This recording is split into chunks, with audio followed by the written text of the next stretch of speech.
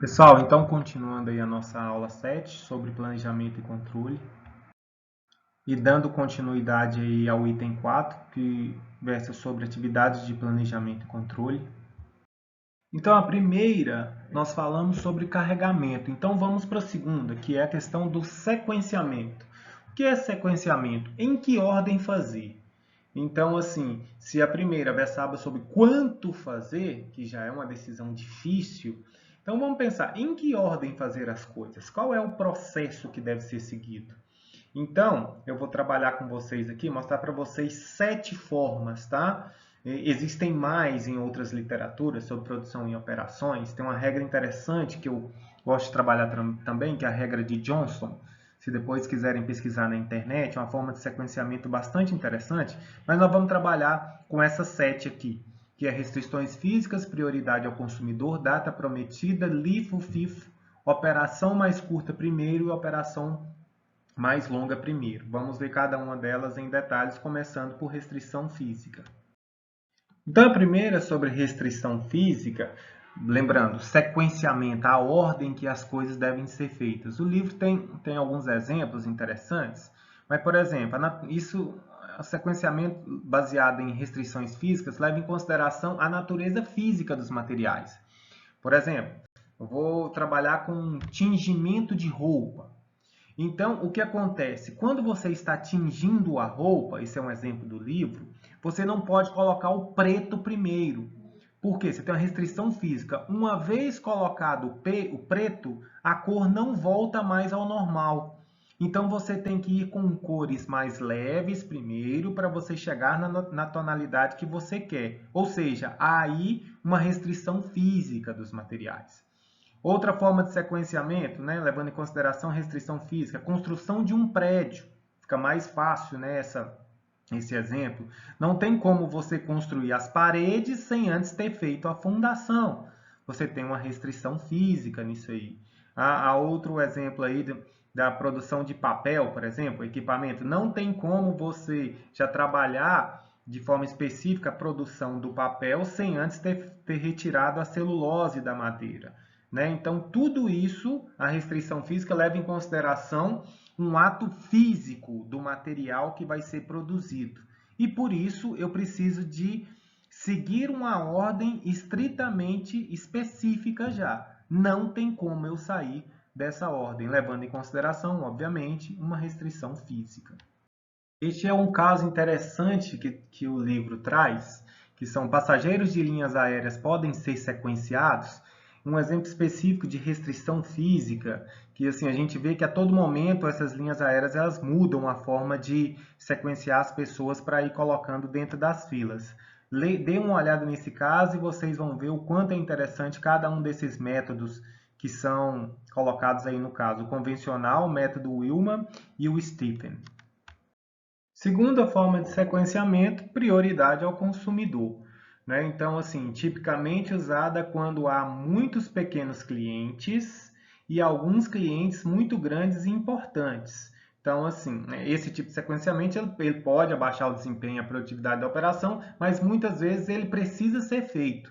Então, assim, no hospital, chegou um paciente em estado grave. O que eu tenho que fazer? Mesmo que eu atrapalhe o tempo das outras operações, eu preciso atendê-lo primeiro. Prioridade ao consumidor.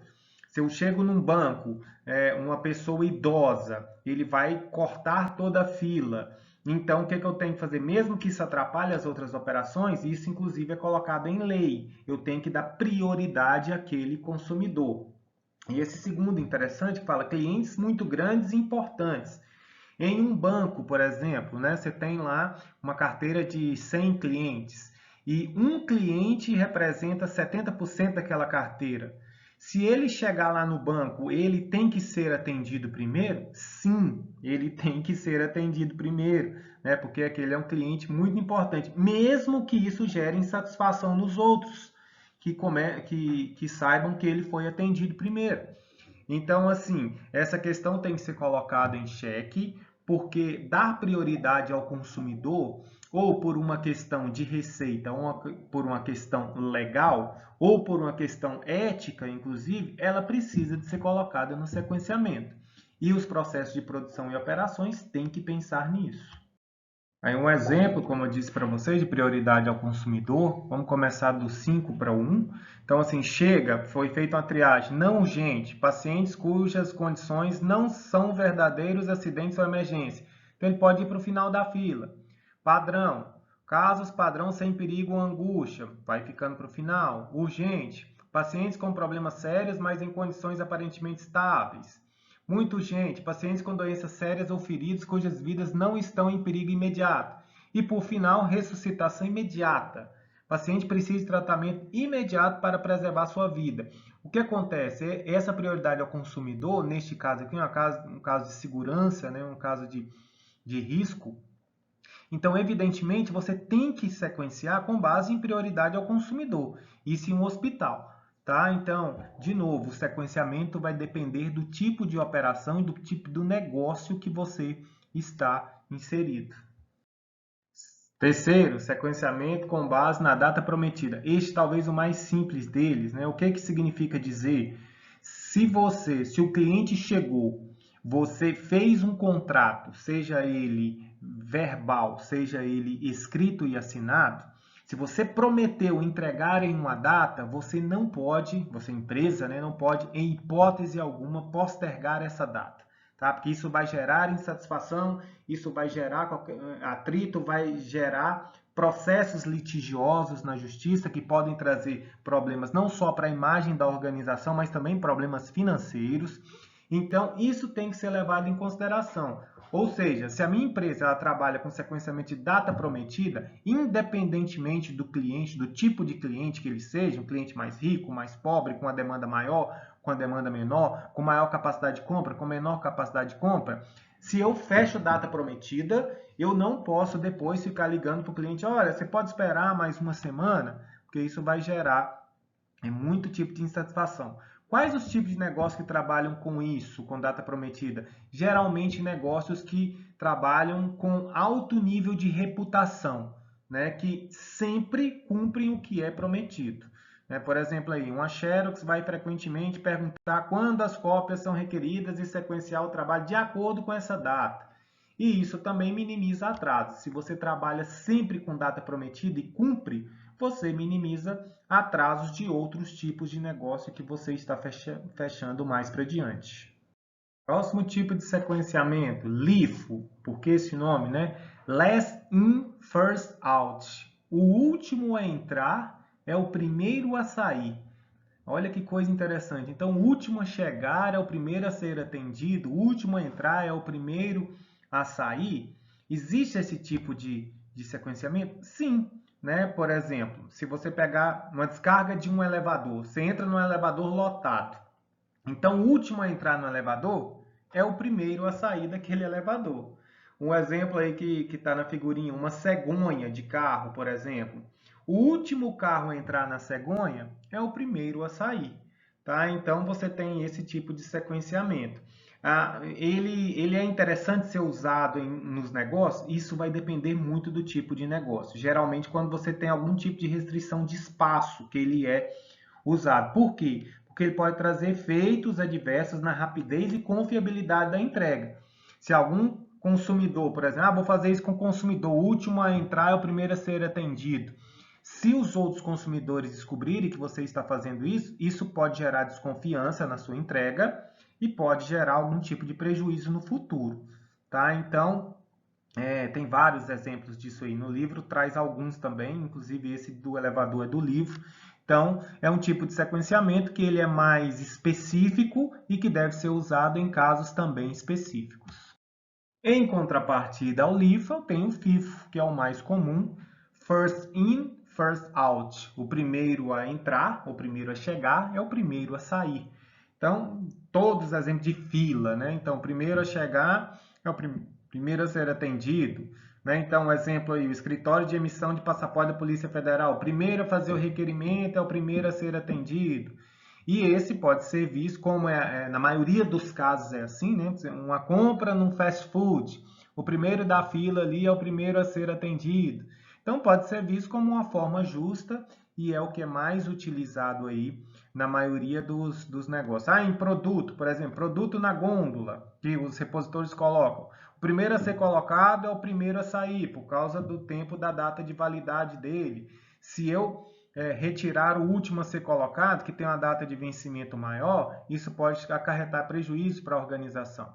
Então, o FIFO é um dos tipos de sequenciamento mais utilizados de todos.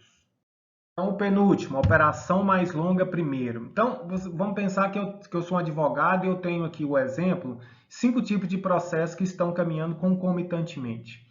Então, o que é a operação mais longa primeiro? Eu vou dar prioridade para o processo que me demanda mais tempo, ele é mais longo, ele vai vir primeiro. Então, e aí eu vou colocando com base na quantidade de tempo que os outros são demandados, né? Então, assim, outro exemplo fica mais fácil para vocês. Você tem 5 disciplinas aí no semestre. Cada professor pediu para fazer um trabalho no final dessa disciplina. Então, cada professor, dependendo da demanda, vocês vão ver, não, esse trabalho aqui é mais demorado, é mais difícil. Então, os maiores, mais demorados, mais difíceis, vão ser colocados primeiro. E os outros vão ser colocados na sequência. Então, óbvio, você tem prejuízos e você tem vantagens nisso. Então, ele visa alta utilização, baixo custo. Por que isso, alta utilização? Se você trabalha primeiro com o mais longo, com o mais difícil, toda a sua capacidade operacional vai estar ali e aí ninguém vai ficar ocioso. Então, você reduz o custo. Mas pode comprometer confiabilidade, rapidez e flexibilidade. Se, por exemplo, acontecer algum problema com este primeiro, que é mais longo, você vai deixar de entregar 4 trabalhos depois. Né? Então, assim, o que é melhor? Eu fazer os 4 menores primeiro, que me demanda menos tempo, e eu fico livre de 4 disciplinas, ou eu focar primeiro na disciplina que o trabalho é maior? Então, lembrem disso, esse tipo de sequenciamento ele é muito utilizado também nas organizações. Operação mais longa primeiro. Então, a operação mais curta primeiro é o oposto da anterior. Eu começo com os menores. Qual a vantagem em relação ao primeiro? Quando há problemas de fluxo de caixa. Se você fosse trabalhar com a mais longa primeiro, então, como você trabalha com recebimento após a entrega, ia demorar um tempo muito maior para você receber aquele produto. Então, se eu preciso de fluxo de caixa, se eu preciso de dinheiro, também é uma forma de você escolher essa operação mais curta. Então, vamos começar pelo menor, porque eu já faço, já entrego, já recebo, já pago os meus fornecedores. Então, ele é uma vantagem quando há problemas no fluxo de caixa. Acelera o faturamento, né, e minimiza o tempo médio de processo, mas pode prejudicar consumidores maiores, né, que são teoricamente mais importantes, talvez eu deixando ele por último. Então, terminando aqui os 7 tipos de sequenciamento, importante relatar que não há um melhor do que o outro. Isso vai depender de cada situação, de cada negócio, de como funciona o mercado consumidor, inclusive de como funciona os meus fornecedores e a minha concorrência, para eu saber qual deles é melhor eu utilizar na minha organização. Daqui a pouco nós vamos trabalhar com um cálculozinho interessante que mostra definitivamente qual deles é mais importante para aquele caso específico do exemplo. Este slide é só para mostrar que, dependendo do tipo de sequenciamento que for escolhido, ele vai gerar um atributo de objetivo de desempenho maior do que os outros. Por exemplo, atender na data prometida, como eu já disse para vocês, isso gera confiabilidade. Minimizar o tempo em que o trabalho gasta no processo, isso melhora a rapidez. Minimizar o estoque do trabalho em processo, reduz custo. Minimizar o tempo ocioso, reduz custo. Então, de novo, essa figurinha só para mostrar para vocês que a forma de sequenciamento ela vai impactar diretamente nos 5 objetivos de desempenho. E aí, revisitando as nossas primeiras aulas, qual objetivo de desempenho é o mais importante para a minha organização? Lembrem que todos são importantes, mas um se destaca sobre os demais. Então, com base nisso, eu vou escolher, inclusive, a minha forma de sequenciar os meus processos. Então, na sequência, na nossa próxima aula, eu vou dar um exemplo aí de um sequenciamento para vocês.